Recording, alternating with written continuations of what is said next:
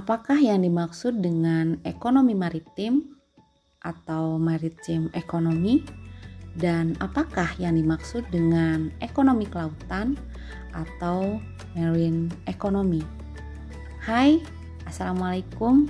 Kita bertemu lagi di materi IPS dan kita akan membahas tentang penguatan ekonomi maritim Indonesia.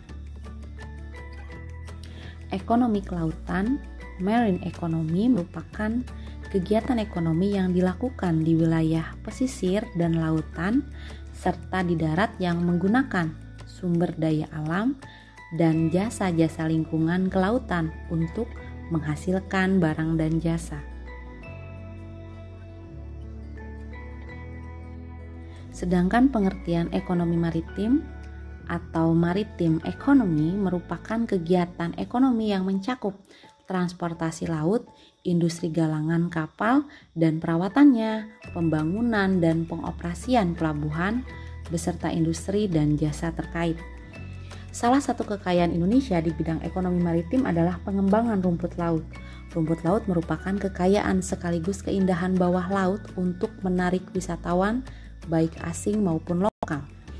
Menurut Kementerian Kelautan dan Perikanan 2010 terdapat 108 kawasan konservasi perairan dengan luas 15,78 juta hektar yang diharapkan dapat meningkatkan menjadi 20 juta pada tahun 2020. Beberapa daerah memiliki keindahan bawah laut yang sudah sangat mendunia dan menjadi spot menyelam yang wajib dikunjungi para penyelam, seperti Bunaken yang ada di Sulawesi Utara, Raja Ampat yang ada di Papua Barat, Labuan Bajo, dan Wakatobi.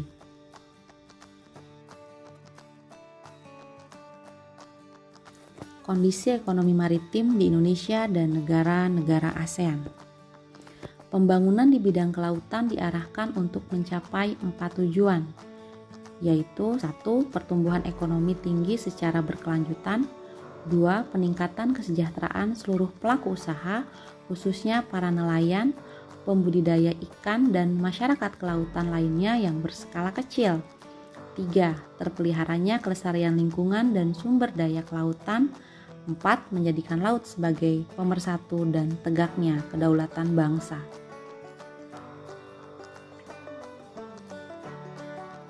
Kondisi ekonomi maritim di Indonesia dilihat dari hal-hal berikut. Yang pertama, sektor pelayaran. Sebagai negara kepulauan terbesar dunia, industri pelayaran merupakan infrastruktur dan tulang punggung kehidupan berbangsa dan bernegara. Namun, dalam realitanya, industri pelayaran nasional saat ini dalam kondisi belum begitu baik. Ditinjau dari segi daya saing, pangsa muatan armada kapal nasional yang masih tergolong rendah. Industri galangan kapal yang sebenarnya sangat strategis karena mempunyai rantai hulu hilir yang panjang, hingga saat ini belum berkembang. Sistem pelabuhan saat ini hanya berperan sebagai cabang atau ranting dari Singapura atau pelabuhan luar negeri lainnya. Pelayanannya masih belum efisien dan belum produktif. Kondisi ekonomi maritim di Indonesia selanjutnya dilihat dari sektor perikanan. Potensi sektor perikanan Indonesia sangat besar dan sepantasnya Indonesia menjadi negara industri perikanan terbesar di Asia. Namun demikian, kontribusi sektor perikanan terhadap pendapatan nasional masih rendah. Pertambahan kawasan budidaya perikanan pun masih sangat kurang. Kondisi ekonomi maritim Indonesia dapat pula dilihat dari sektor pariwisata bahari. Pengembangan pariwisata bahari diyakini dapat mempunyai efek berganda yang dapat menyerap tenaga kerja, meningkatkan pendapatan masyarakat, mendatangkan wisatawan yang berasal dari luar negeri. Selain itu, pengembangan pariwisata bahari mempunyai dampak positif untuk tumbuh bangkitnya jiwa dan budaya bahari yang dapat memberikan efek berganda dalam mendorong terwujudnya negara maritim yang tangguh. Namun demikian, hingga saat ini pariwisata bahari belum berkembang dengan baik.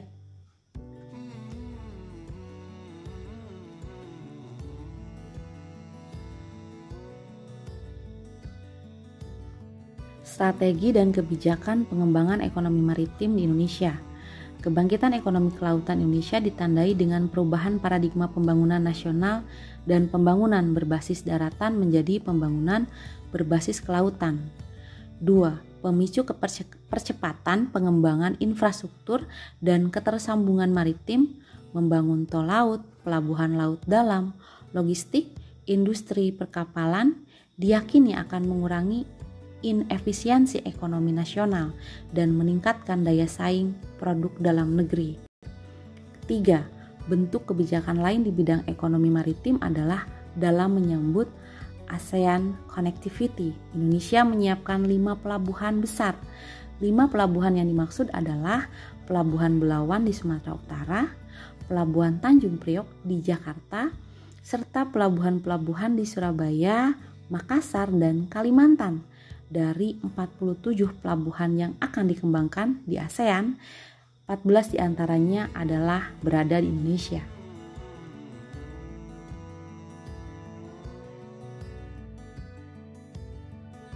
Selain itu, dalam pengembangan ekonomi maritim juga telah disiapkan kerangka regulasi yang sesuai dengan semua pihak. Karena regulasi tiap negara di ASEAN sangat berbeda, maka diperlukan harmonisasi regulasi. Menjelang pemberlakuan masyarakat ekonomi ASEAN, mengatasi masalah sektor perikanan menjadi sebuah keharusan. Kendala kita adalah sesungguhnya bukan pada aspek perikanan itu sendiri, tetapi lebih kepada aspek pemberdayaan, terutama pemberdayaan nelayan karena nelayan sebagai pelaku utama perikanan.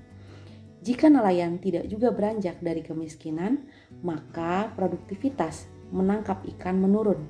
Dampaknya pendapatan akan turun.